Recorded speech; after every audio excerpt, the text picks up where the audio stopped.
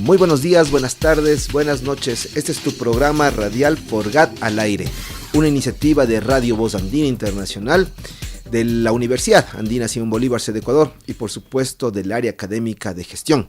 Yo soy Edison Mafla y el día de hoy tenemos una tertulia muy importante por temas de orden políticos, legislativos, sobre todo la importancia de la regulación del Código de la Democracia justamente en este contexto y coyuntura. Para ello estamos invitando a un amigo de esta casa universitaria, ya ha pasado por esta cabina, pero también amigo personal, Cristian Benavides. Él es asambleísta por la provincia de Carchi y además como asambleísta nacional tiene la responsabilidad en la Comisión justamente de Gobiernos Autónomos Centralizados. Saludamos a todos nuestros amigos del Ecuador profundo, a las juntas parroquiales, a los municipios, a los consejos provinciales y por supuesto a esas tres funciones importantes de la parte administrativa, legislativa y de participación ciudadana y control social.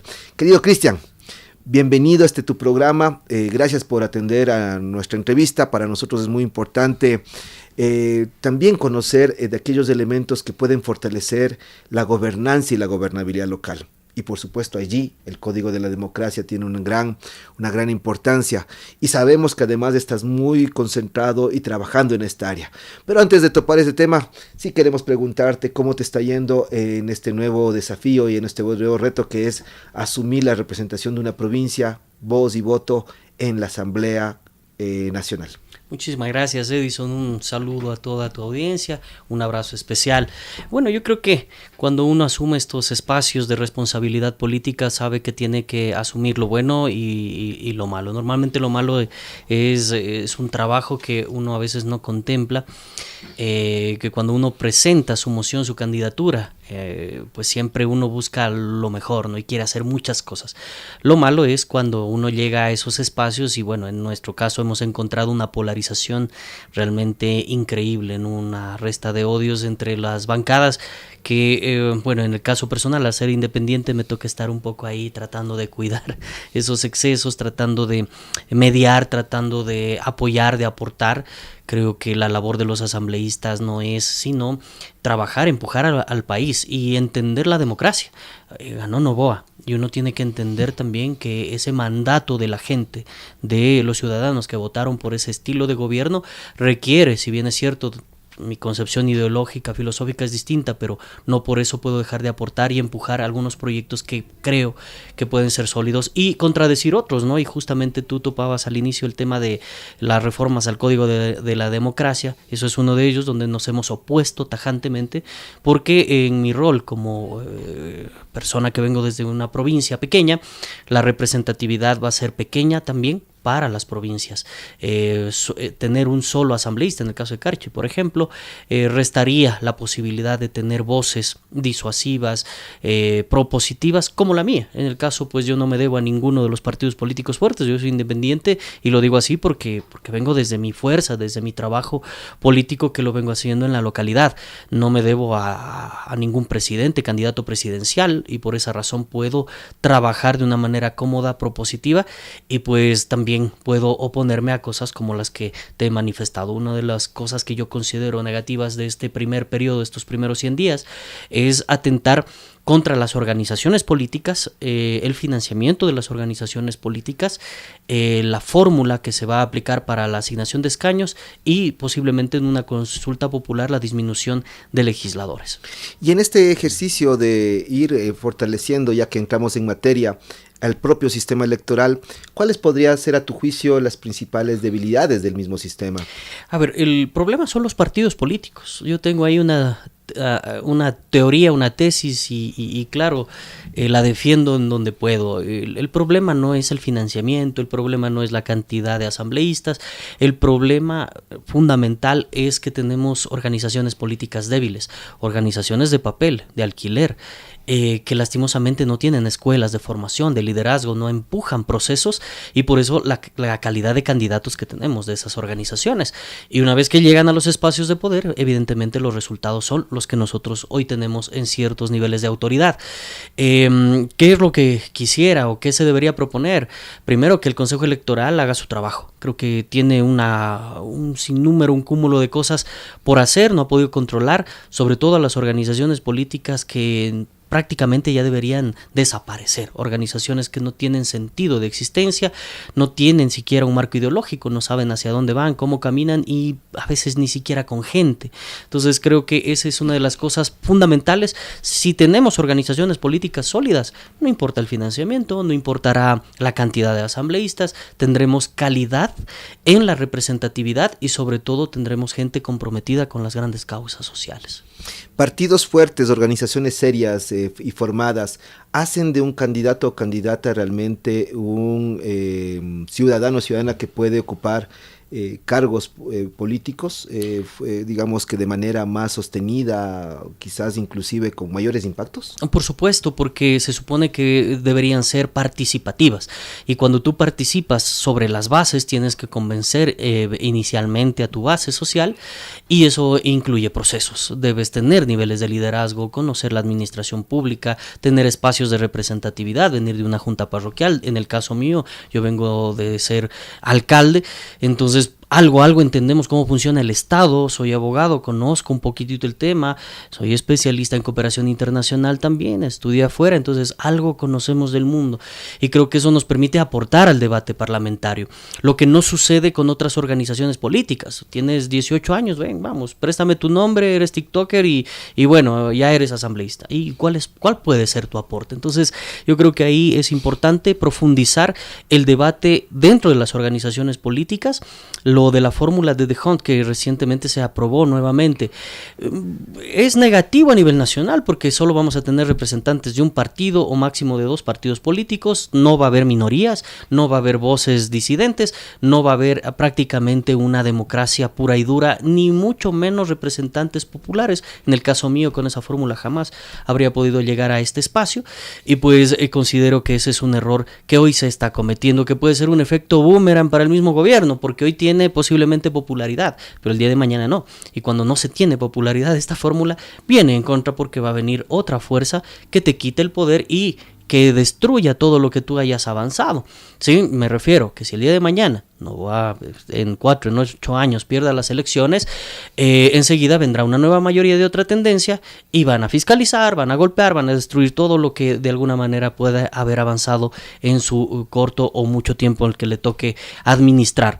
Ya hablando de los gobiernos locales, la fórmula también se reproduce para los gobiernos locales.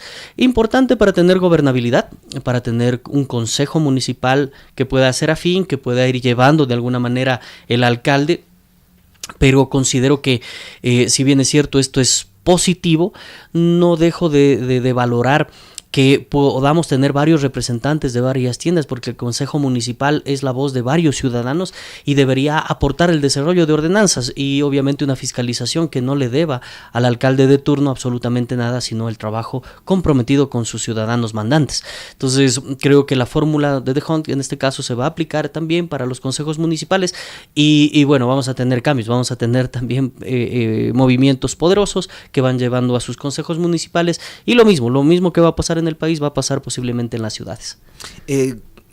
Nosotros vamos a recoger el hecho de que tú también fuiste alcalde de una ciudad importante, cabecera provincial del Carchi, Tulcán, y desde ahí tú ya tienes un conocimiento también de la administración pública seccional.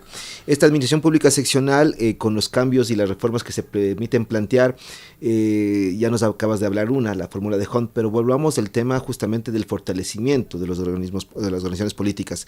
¿Qué tanto se puede hacer desde estas reformas para realmente incidir en esta construcción o en este fortalecimiento institucional, este fortalecimiento de lo que implica también, digamos que una estructura más orgánica, más más precisa, más ideológica también en los partidos políticos. ¿Se va a alcanzar? ¿Hasta dónde crees que lo que se ha propuesto esta comisión justamente para tratar el tema del Código de la Democracia va a conseguirlo en la coyuntura que se tiene?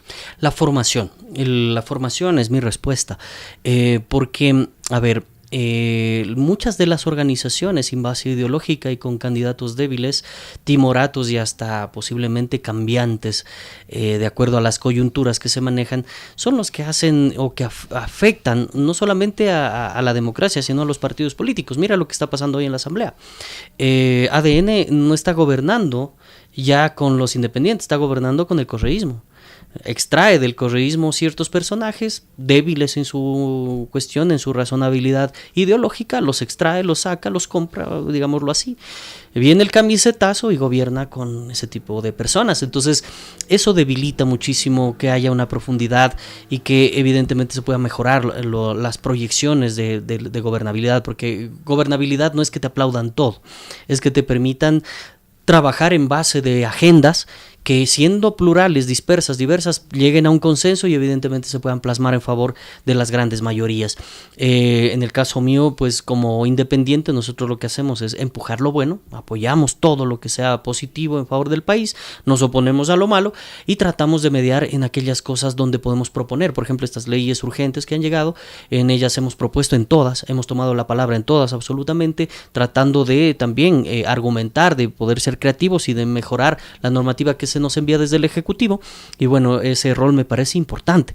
Ahora, ¿qué pasa con la falta de formación dentro de las organizaciones políticas? No conocer la administración pública, no conocer el Estado, su marco normativo, no conocer la Constitución, no entender cómo funciona la administración pública. Por ahí lo dicen y es del argot propio de las redes sociales, ¿no? El primer acto de corrupción es ese, no saber o no estar preparado para el cargo que ejerces.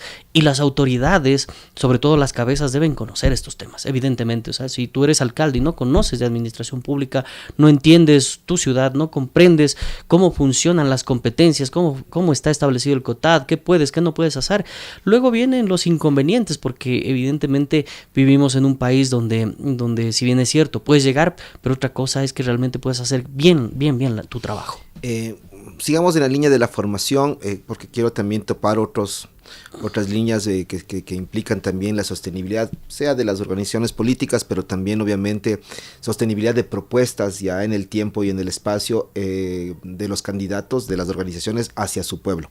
Pero sigamos en el tema de la formación. Desde un código de la democracia que está perfeccionándose ya algún tiempo, ¿qué tanto realmente se puede exigir? ¿Cuál es la propuesta que tiene la comisión o cómo la han pensado para que realmente, si es que la formación es clave, es un punto central neurálgico o una línea estratégica fuerte, esta realmente se pueda considerar? Porque a lo mejor de lo poco que hemos conocido, cada organización política puede a lo mejor hasta tener su escuela instalada, ¿no es cierto? Esto no implica necesariamente que al tener la escuela tienen los estudiantes o tienen los políticos formados. Pero ¿cómo garantizas tú esto? ¿Cómo exiges tú esto desde un código de la democracia? Es fácil. Dentro de los estatutos, cuando tú creas una organización política y vas al CNE, dentro del marco estatutario tú tienes la creación de una comisión especializada dentro de tu organización política en formación política. Ahí es donde hay que fiscalizar, donde el CNE tiene que empezar a buscar razones reales realmente de entendimiento de formación. Es decir, que hayan los cursos, que hayan las capacitaciones de carne y hueso, que haya formadores, que haya debates, que haya foros, que haya entrevistas, que haya esto, ¿no? Como lo que tú haces acá, espacios de radiodifusión donde puedas dialogar de estos temas que son parte de tu organización política. Eso es fundamental. Si no existe eso, prácticamente lo que haces es tener candidatos de momento. O sea, tú pones una foto, haces la publicidad electoral, mandas a imprimir, pones a una persona X, algunos quizá conocidos por alguna situación, porque trabajaste en algún programa de televisión, o porque fuiste reina de belleza, o porque tuviste alguna opción de ser conocido, pero eso no es suficiente. Entonces creo que allí podríamos tener un mejoramiento, pero es una responsabilidad que hoy recae en el CNE porque ya existe. O sea, ya no es algo que podemos proponer, es algo que tenemos que vigilar y fiscalizar.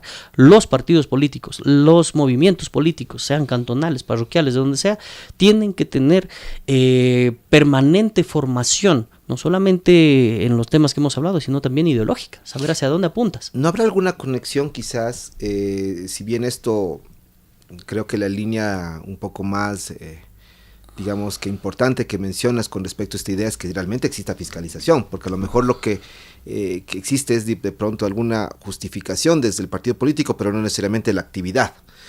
Y si hubiera fiscalización, quizás entonces se puede promover que eso realmente tenga una estructura al interior de la organización política. Pero pensando un poco también en la factibilidad y sostenibilidad de los procesos de formación, ¿no será que ahí también la academia puede tener un papel importante en donde se genere una serie también de carrera al interior de, como todos, ¿no? El sector público, privado, ahí las carreras en las distintas ramas, pero también que se promueva justamente el entendimiento de la administración desde la parte teórica, conceptual, y que obviamente sean solo los organismos políticos quienes den la directriz política, la ideológica de ello, pero entendiendo también las bases fundamentales, en este caso, ya que estamos hablando de los gobiernos locales, de esa administración pública seccional que a veces es incomprendida o no entendida su complementario, o que la quieren comprender a la luz de una administración pública nacional que a veces no empatan directamente, se complementan sí, pero no empatan en su esencia. Y tú has vivido procesos de planificación, de presupuestos, de fiscalización internas, y sabes que tienen muchas particularidades ya en territorio. ¿Cuál podría ser de pronto esa iniciativa? ¿Se ha planteado, se ha visto esa posibilidad dentro de las discusiones para que la academia también tenga un rol importante allí? Yo le quiero mucho a la academia, pero también discrepo y a veces hasta acuso, porque desde la academia mismo nace, nosotros no somos políticos. ¿Sí? O sea, siempre el cartel es bienvenido a la academia, pero aquí no somos políticos. Desde que tú te pones ese cartel ya estamos fuera de combate, ya no hay nada que hacer. Hay que reconocerse político, y la academia es la que más debe entender lo que significa la política. Sí, que pienses, que puedas hablar, debatir, discutir los temas políticos con los estudiantes, entre profesionales, maestros, docentes en general, que creo que eso sería muy saludable para ir mejorando el debate también ya electoral, que es diferente. Entonces yo pienso que ahí hay una gran deuda de la academia, no porque hay una restricción, sino porque ese temor que muchas veces está por los entes de control, la CENACID en general, que también te tienen vigilado y te controlan desde afuera, y lo hemos visto. La Universidad Central era altamente politizada y hoy es altamente timorata también. ¿Sí? No es la universidad que tú tenías hace 20, 30 años. Yo estudié allí, y cuando estudié allí, cuando éramos candidatos, o sea, son una fiesta y también una, entre comillas, una bronca, que bueno, uno aprende de esas cosas porque son procesos estudiantiles que uno los vive a cabalidad, y creo que eso ha dejado de lado también la academia. Por eso te digo, acuso a veces también de que hay una responsabilidad por parte de los sectores académicos en alejarse de lo que significa la verdadera política, la formación desde la academia, que es fundamental saber de dónde se origina la política, de dónde viene, cómo eran los debates en los foros, cómo lo hacían los griegos, cómo lo hicieron en los primeros tratados en la India, luego cómo vino la política, cómo aterrizó a Latinoamérica, cómo se fueron consolidando los cabildos, bueno, los procesos para llegar a espacios democráticos como entre comillas lo que vivimos hoy. Todas esas reflexiones y todo ese estudio deben nacer justamente de quienes están con los libros. Yo veía acá, yo estaba emocionado, lo que llegué, lo primero que me puse a saber, ¿no? Y claro, decía que maravilloso es esto, este mundo de la academia, porque lo haces sin pensar en un interés político, ya digámoslo así, de comer o de vivir de él.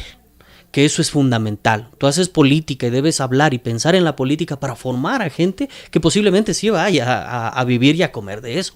Entonces ahí es fundamental. Seguramente aquí hay maestrantes, aquí hay estudiantes que muchas veces son los primeros en alejarse de la política, no les interesa, tienen temor, tienen miedo a ser o parte de una organización política por todo lo que hemos vivido en el Ecuador. Pero creo que hay que devolverle el alma. La academia es eso, la academia es el debate, y lo que yo he dicho en el Parlamento es eso, hablar, ¿sí? Así que aquí nos pagan por eso, así que tenemos que tomar la palabra en donde se pueda defender donde se pueda, estudiar y practicar y empujar cada una de las leyes en lo que más nos alcance el tiempo a hacerlo, porque va a ser imposible que todo lo que tienes ahí como carga de todas las comisiones y de todo, pues lo puedas asimilar con toda responsabilidad. Tenemos especialidad, en el caso personal estoy como vicepresidente de la comisión de GATS, como exalcalde algo entenderé de lo que se vive ahí dentro, y muchas veces cuestiono también a los GATS, así como se pide y se reclama recursos, se reclama que las competencias vienen sin plata y muchas cosas que las hemos vivido, también es importante hacer un mea culpa. Hay presentación de proyectos de ley, por ejemplo, que quieren eliminar a la SOT. Sí, eso es terrible, porque yo conozco alcaldes que son capaces de crear unidades de vivienda o cooperativas de vivienda en montañas, en laderas, al lado de ríos. O sea, conozco ese tipo de gente que hace política. Por eso es importantísimo la planificación de lo que tú hablabas. También es fundamental, y la planificación está aquí, en la academia. Por eso es fundamental que los PDOT, los PUCs, ahí haya una participación, pero permanente y vigilante de esos procesos. Porque el alcalde de turno se puede ir, pero la planificación no. La planificación es a 20, 30, 50 años en el cumplimiento de los objetivos de desarrollo sostenible, en el cumplimiento de las metas, de los programas que tú estableces en los planes de ordenamiento territorial. Entonces ahí es fundamental que esté la academia. Sin el acompañamiento de las universidades, con el alejamiento de las mismas, lo que hacemos es que tengamos un montón de alcaldes, prefectos, presidentes de juntas parroquiales irresponsables con su territorio, que con tal de ganar elecciones son capaces de vender hasta su propia madre. ¿Y no será que en este espacio de interacción también nos han medido claramente los roles? Porque la universidad por esencia es plural. Es decir, tú no debes sorprenderte de que hayan ya en las unidades básicas, que son sobre todo los docentes, distintas tendencias, ideologías, pero no es una responsabilidad de la universidad justamente la transformación social a través de sus formados, y las organizaciones políticas son las que, en teoría, dan a luz hijos políticos que van a transformar los territorios, a ejecutar eso que aprendieron. Hay un abismo, una brecha ahí justamente en el tema de cómo esa formación o desformación o desconstrucción de los aprenderes más bien ha hecho que tengamos políticos, digamos que no tan formados, pero sí con una intención de ejercer presión. Voy a lo siguiente. ¿Qué pasa entonces con aquel candidato que sale de las filas políticas y termina siendo ya autoridad, elegido por el pueblo y que tiene una obligación hacia el pueblo? ¿Qué pasa con ellos? ¿Se quita el cordón umbilical ya? ¿Dejan de ser parte de un partido político? ¿Cómo lo que aprendieron es hasta ahí? ¿O tienen que seguir aprendiendo también siendo autoridad? Entonces ahí es una gran pregunta, porque códigos de ética existen en todos los partidos también. La planificación y la vigilia de lo que tú presentas, tú dices, ¿no es cierto? Una persona que llega a ser autoridad, no es la persona, es su propuesta, ojo. Cuando tú presentas tu candidatura, vas al CNE y dices, este es mi plan de gobierno. Tu plan de gobierno debe ser ideológico, debe estar fundamentado en una visión, en objetivos estratégicos, bueno, en general, cada uno de los componentes que haga de tu plan de trabajo algo cumplible y algo que tú vayas a defender. Cuando tú te alejas de eso, evidentemente ya también te alejas como político de tu organización y de tu razón de ser de la organización política. Entonces creo que la planificación es fundamental. Es decir, antes, el momento en el que eres candidato, tú debes tener las ideas claras, debes proponer al CNE, ojo, que es causal de revocatoria de mandato también, ¿no? Entonces creo que eso es fundamental. Pero ¿quién es el responsable de controlar, de vigilar esos temas?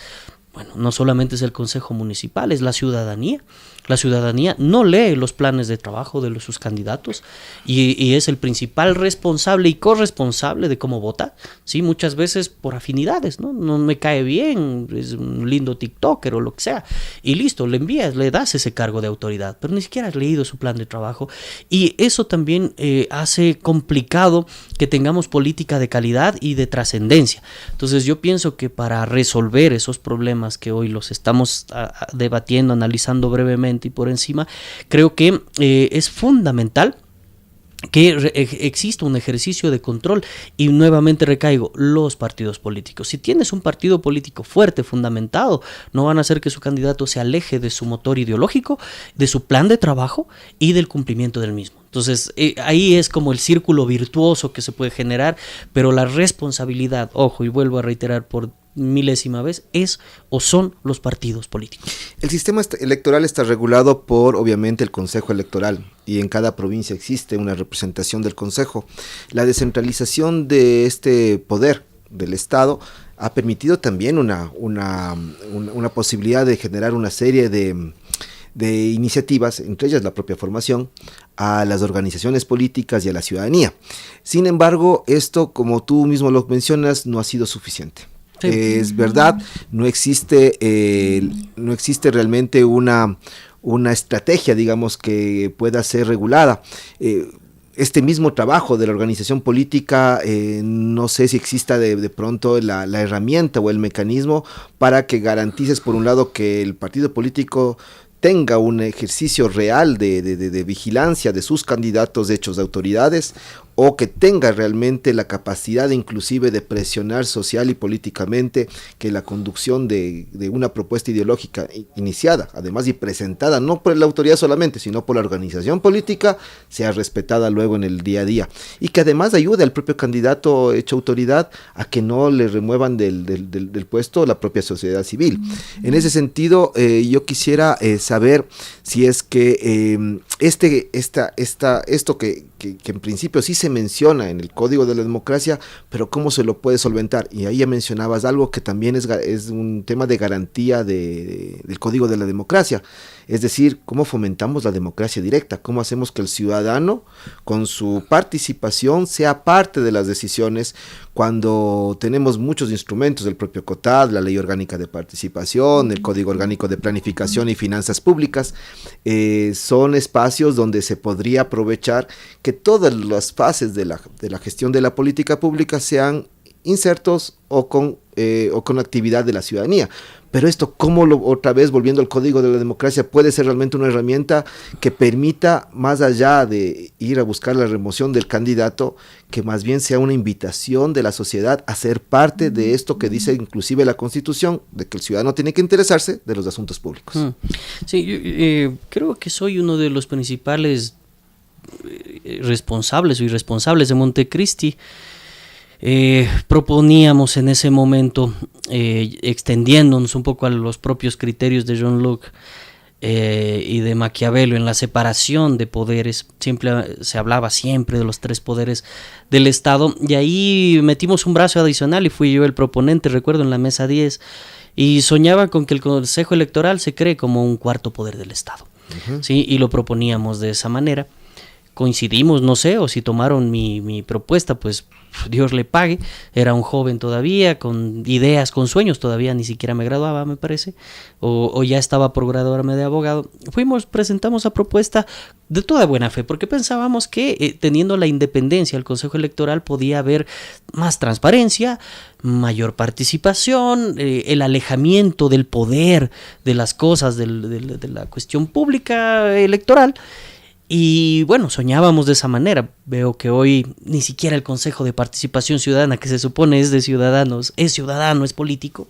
Imagínate el Consejo Electoral. Entonces, este es un círculo cultural. Siento yo que lastimosamente, bueno, en Latinoamérica muchas cosas pasan, y haciendo un mea culpa es responsabilidad de todos.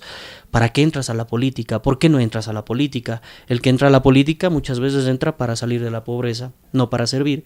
Y muchos que se alejan de la política se alejan porque no quieren ser parte de ese proceso contaminado.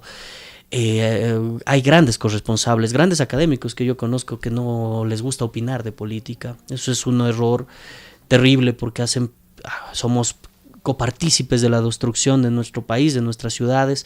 No acusamos, no hablamos, no debatimos con las autoridades de turno, no hacemos opinión pública, no tenemos este tipo de espacios, de programas para poder hablar académicamente de estas cuestiones que nutran, que ayuden a los sectores, al periodismo en general, a todos los sectores, para poder mejorar el debate público y hacer partícipe a la ciudadanía del mismo.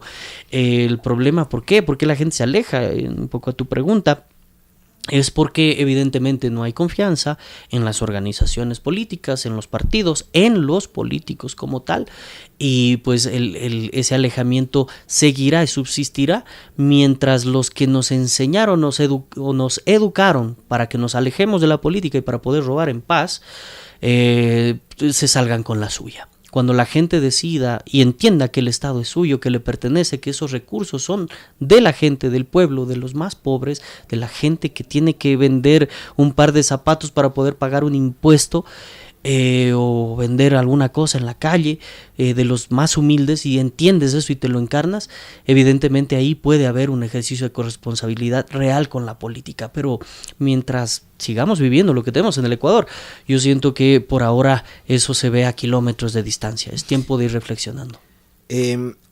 Otro de los elementos que se están debatiendo en las reformas es justamente el tema de financiamiento.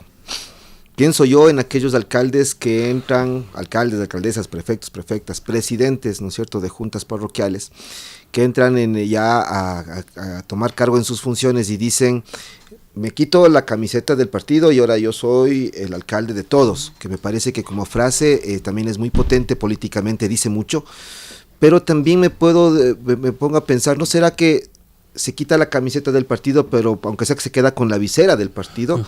Porque si es que nosotros queremos justificar un tema de financiamiento de las organizaciones políticas por parte del Estado a nivel nacional, ¿no será que también las autoridades deben ir protegiendo también su propia casa, de donde nació políticamente, su ideología y la construcción de una línea política también desde el ejercicio de la autoridad? Porque yo creo que el señor que es alcalde o alcaldesa de un territorio no deja de ser tampoco responsable o militante de un partido. ¿Qué tanto se ha debatido este tema? ¿Cuál es la obligación de este actor político elegido ya en la construcción justamente de su propia organización? No solamente esperar quizás del Estado, es un poco mi pregunta que está por detrás, sino también qué es lo que puede hacer para ir fortaleciendo desde su gestión local la organización a la cual se debe. Porque si no también hay la discusión, no, ahorita ya no soy de ellos y de pronto ya se ve que inclusive hay hasta rupturas entre la autoridad y su propia organización política. Lo que decíamos, ¿no? Partidos fuertes, eso es fundamental. A ver, sobre esta parte del financiamiento a las organizaciones políticas hay dos lecturas. El artículo que se nos va a poner en consideración en una asamblea, en una, ¿cómo se llama esto? Una debate. Consulta popular. Consulta. Sí, en la consulta popular tiene una cosa buena y una mala, y la he criticado. La cosa positiva quizás sea quitarle los recursos a los partidos políticos, al partido político, ojo. Porque si tú estás en un club de fútbol, si tú estás en un grupo religioso, aprendes a meterte la mano al bolsillo y aprendes a hacer que tu organización funcione, en una cooperativa de ahorros, en una cooperativa de vivienda, en cualquiera de las causas sociales. Tú debes aprenderte a militar y a poner para que funcione tu organización política. En eso estoy de acuerdo, pero en la segunda parte esa sí es bastante delicada y lo he dicho. ¿Qué pasa con los recursos que son exclusivamente para la participación ya electoral? Que es el tema del pautaje en el medio de comunicación. Ese es fundamental, es vital, y lo que lastimosamente nos van a obligar a votar, y si es que esto gana, sería lesivo, terrible para la democracia ecuatoriana, es que la política no sea sino solamente para los ricos, que los pobres se olviden de participar, porque imagínate en Quito, ir a pagar Teleamazonas, Ecuavisa, ir a pagar medios, un pautaje en ese tipo de medios de comunicación. Para un ciudadano como tú, como yo, como un ciudadano que ahorita nace en un barrio de Quito, periférico de Quito, de Guayaquil, en un Guasmo, y dice: yo tengo un sueño de ser alcalde, que se olvide, es imposible, no va a poder lograrlo.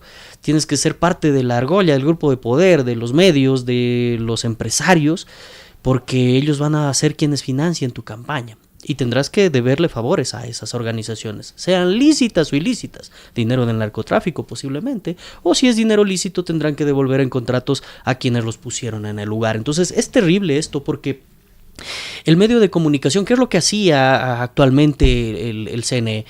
Tú como candidato, y te digo esto con experiencia, no es que te daban la plata a ti, para que tú vayas y pautes. No, lo que hacen es decirte, mire, a ver, dígame de todos los medios de comunicación que están habilitados, en qué medio de comunicación, a qué hora quiere salir y envíeme su pauta. Su pauta debe tener el 70% de propuesta, el 30% me parece que es de imagen y la solicitud del voto, alguna cosa así, en radio y en televisión. Listo, si cumple el requisito, es el Estado el que le paga al medio de comunicación por el tiempo del pautaje, bajo un cupo que es de un máximo, de un porcentaje no muy alto, pero importante por un tema de equidad, porque todos quieren que cumplir ese rango. Es decir, si tú tienes mucha plata, igual tienes que someterte a la misma regla y debes de tener el mismo rango de pautaje en el medio, el mismo tiempo en pauta.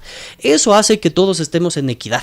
Entonces, seas rico, seas pobre, puedes participar en equidad y la gente se puede enterar de tus propuestas. Caso contrario, puedes inscribir tu candidatura, pero si no sales en medio, es como promocionas. Obviamente, locos como yo, como otros, podremos buscar alternativas, ¿no? Las redes sociales, el TikTok, salir a las calles. Yo en mi caso hacía reciclaje. ¿Cómo llamaba la atención? ¿Cómo he ganado mis 2 elecciones? Las he ganado reciclando, con llantas pintadas, con hojitas, pintando las hojitas que caen de los árboles, hacíamos artesanías, les entregábamos a la gente, llaveros hechos de reciclaje de las, estas, ¿cómo se llaman? Las bujías de los vehículos, bueno, cosas así que nos permitían llamar la atención de la gente y solicitar el voto, pero raro es, o muy difícil será que la gente llegue a ocupar un espacio de poder con esta gran limitación que es el tema del medio de comunicación en torno a la pauta. Por ende, la política, si es que nosotros aprobamos esta pregunta en especial, haremos que la política solo sea para los ricos. Y claro, ¿de dónde se ancla la pregunta? Que todo el mundo odia a los políticos. Entonces, como los odia, entonces no, que gasten ellos de su plata. ¿Y los buenos políticos qué? Que se alejen de la política porque no tienen plata. Serán entonces preguntas que tendrán que ir resolviéndose no solamente con la consulta, que seguramente ahí habrá veremos qué pasa en el futuro. Esperamos también que la comisión piense en todas estas alternativas que tú mismo nos estás mandando, que ojalá que esta discusión que tú el día de hoy nos presentas sea analizada también en otros sectores. Cuenta con la academia y especialmente con esta casa para poder también matizar, digamos, que las propuestas.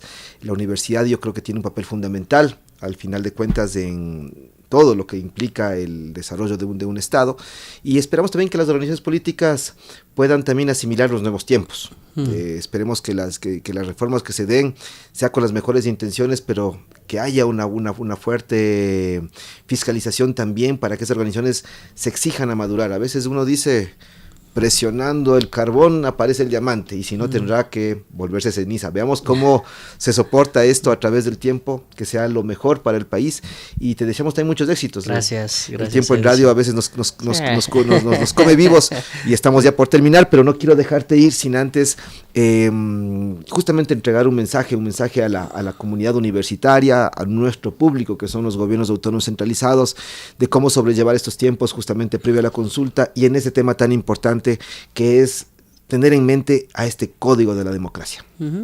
A ver, los GATS comúnmente no tienen plata.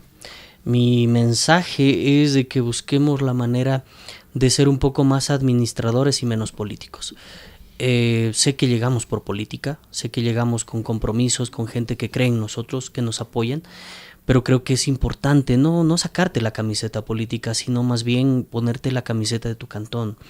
Aprender a planificar, aprender a organizar tu territorio, porque no vas a ser eterno. Te lo digo porque ya pasé por allí, parecía que el tiempo era lejano y planificábamos a 50 años, dejamos armado toda una planificación, una zona de desarrollo especial, un polo de desarrollo que nunca lo pudimos avanzar porque lastimosamente el tiempo no nos dio, una pandemia que nos comió.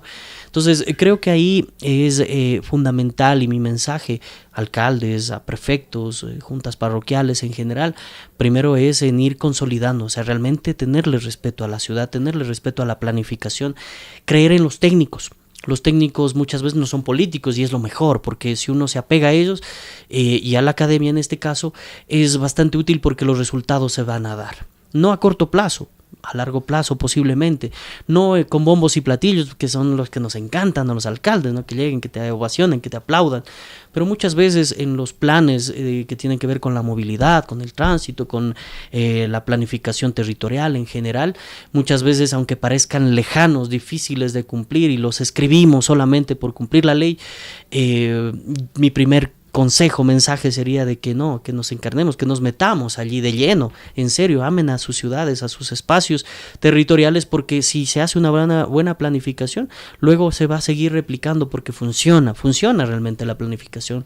Les dejo mi abrazo, mi saludo y obviamente a la academia también me dejo en disposición porque en la comisión de GATS tenemos los brazos abiertos para escucharles, para ver sus propuestas, sus ideas que nazcan de aquí de la academia y con la responsabilidad de estar ahora frenteando el tema de los GATS, estamos revisando el tema de la ley de ordenamiento territorial, estamos revisando el tema del COTAD, así que sus contribuciones serán fundamentales en estos debates porque no quisiéramos sacar leyes que el día de mañana nos den dolor de cabeza en vez de darnos satisfacciones. Muchas gracias. Hemos hablado con Cristian Benavides. Él es vicepresidente de la Comisión de los Gobiernos Autónomos Centralizados, exalcalde de la ciudad de Tulcán, del cantón Tulcán, también abogado y artista. Así que entonces tenemos el gran agrado de haberle tenido hablando justamente código de la democracia, cuáles son, digamos que los fundamentos y las matices para poder fortalecer la gobernabilidad local.